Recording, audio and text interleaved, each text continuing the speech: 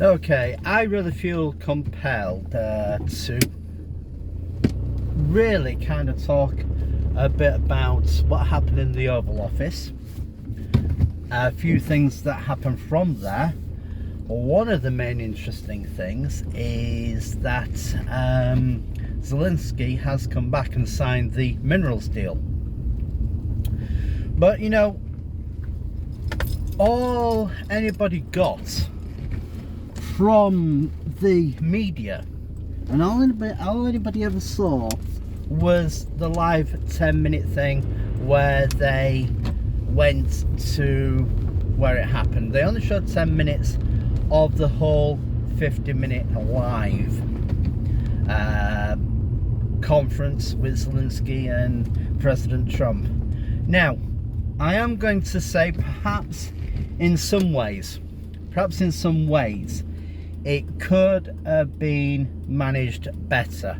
I certainly think that President Trump could have taken hold of his aide and said, look, I'm the main speaker here, I'm the one dealing with this, I'm the deal maker, and at the end of the day I'm the commander-in-chief, and I certainly think he should have reined things in. I certainly do think that. And you know, but then you know what, you got to think of the amount of tension there is over this. It's interesting to note that the agenda didn't have anything to do with America sending aid. It didn't have anything to do with America sending security forces, stuff like that. Indeed, America has already, under the Biden administration, sent money. They were given a lot of money to deal with the situation over there. And quite frankly, nothing has really come about. But let's very quickly backtrack back to when Russia first invaded the Ukraine. And like I said, I am not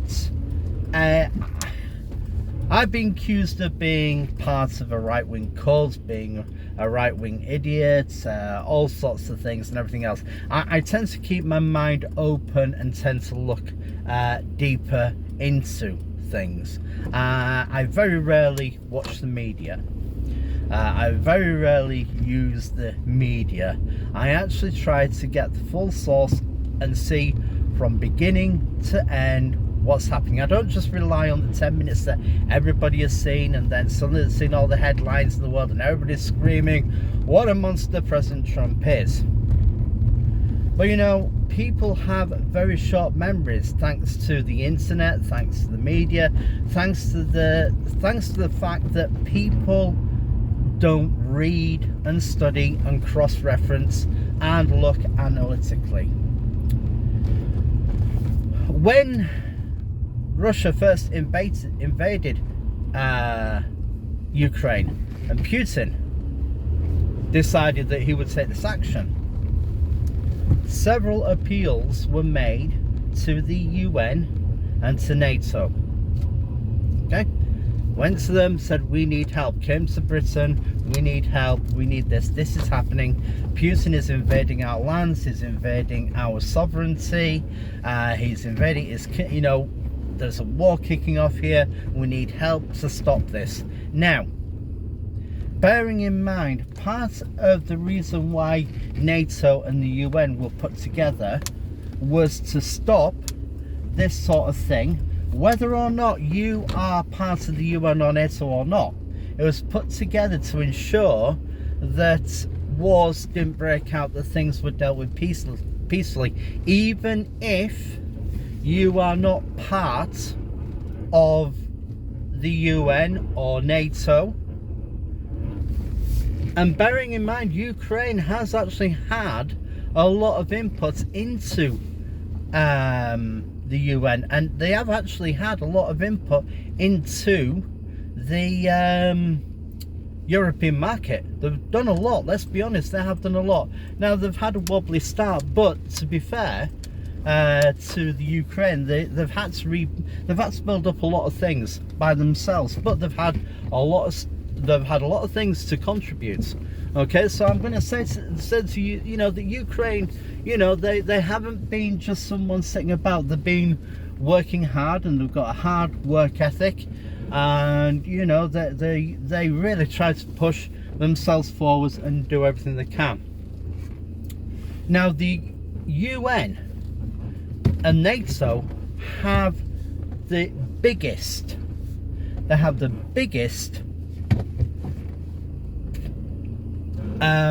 amounts of resources, weaponry, military force, bigger than America, bigger than anybody else. They have combined the biggest amounts of resources they can put in. What did NATO, what did the UK do and everything else? They ignored the situation, said, nope, we're not going to help. You're not part of our little club. We're not going to help. And I'm just wondering, all these people are shouting, yelling about Trump not doing anything. Where is the actual sort of outrage that Europe won't do anything? So it's come along, and President Biden himself actually stirred up more trouble on his departure of the Oval Office and the White House, and caused a lot of problems for President Trump coming in. And that is actually a matter of fact. The amount of things he ordered before he went out placed Donald Trump in a very, very precarious situation. Because remember, these people, the Biden crime mafia, the Pelosi crime mafia, all these people have crime connections. Why is it that Biden went to pardon his son when no formal charges were given?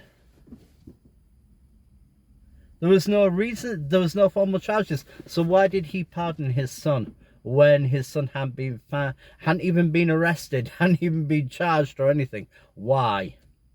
There were a few investigations, but nothing coming from that, but he pardoned him. You got to ask that question. And the amount of mess he left for Donald Trump to clear up was incredible. Now, President Trump has come along, and there was a ceasefire agreement to be made where America would be the mediator, the deal maker, and essentially bringing this war to a halt. Now, probably what a lot of you didn't watch is where Zelensky, who was there, they invaded our country, they did this, they did that, they did the other.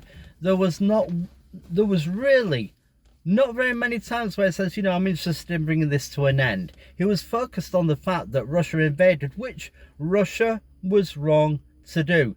Putin was evil to do. There's a lot of things that Zelensky tried pushing an issue, pushing a mandate with the American government that simply had nothing, and I'm going to repeat this, had nothing to do with the signing. Absolutely nothing.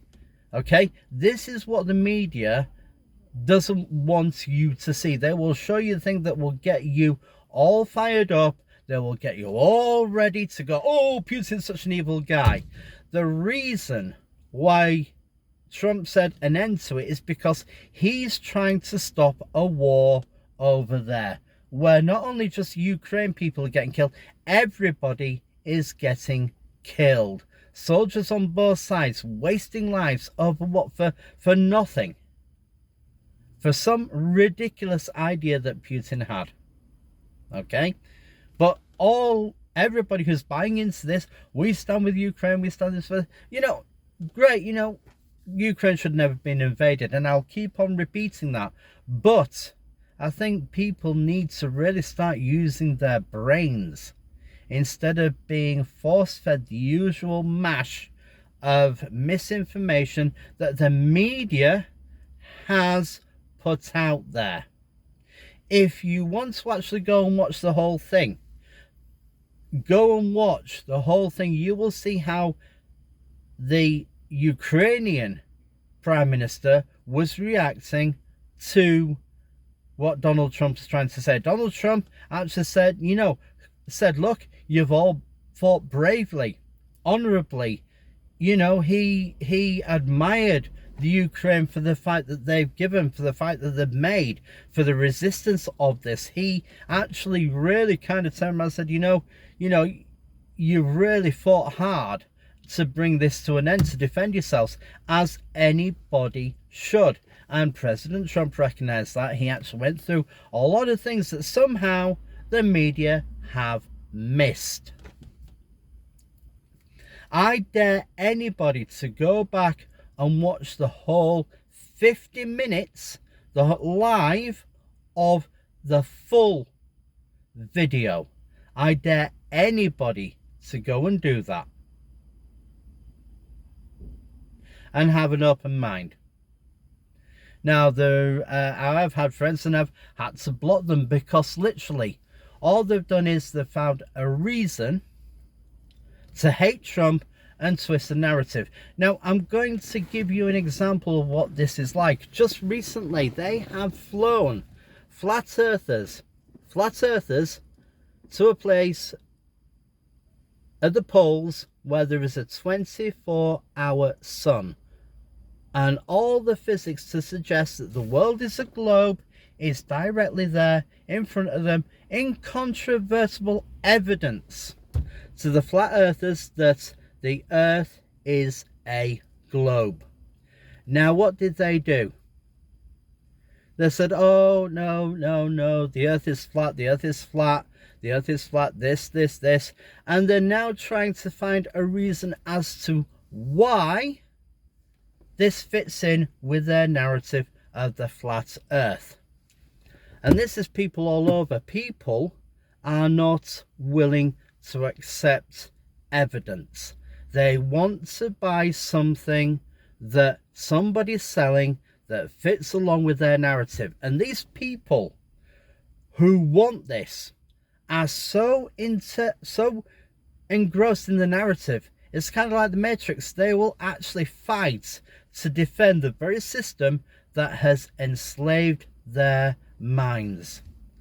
And it has enslaved their minds. I'm going to quote President Reagan, where he said, trust but reaffirm. Look for the real story. Make sure that you actually know what's going on. And the problem is nobody knows what's going on, because nobody wants to look deeper. They don't want to spend the time. They don't want to use the brain power. They just want to be told something and they'll blindly accept it and move forwards. And that is the problem we have. And that is the problem we'll continue to have. And there'll be one or two ways we'll actually grow out of this cycle, or as a human race, we're going to destroy ourselves. And to be quite frank with you, the way it's going, we're going to destroy ourselves because people cannot look deeper. Now, I didn't really want to do this video. I want to try and keep away from it because I'm getting really tired of this whole thing. And I'm going to add this, is that all those people who are hating, who are going on about President Trump, they have no ability to lead a small group of people. There is no way these people would be able to handle a situation on that level. I don't think I could. I would probably get lost within the first few minutes. So before you start criticizing, shouting and screaming about how bad Trump is, how about you take a look at your failings? How about you take a look at things and say, would I have done better? What is the full story? Where is this happening? How is this happening? Ask yourself these things And I think you might find that you've got more shortcomings than you really think you have.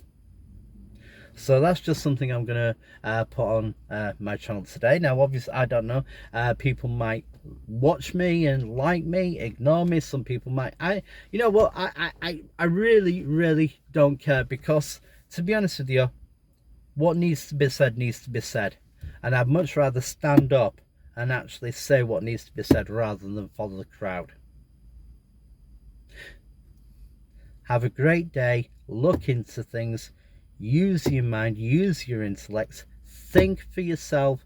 Don't buy it just because somebody says so.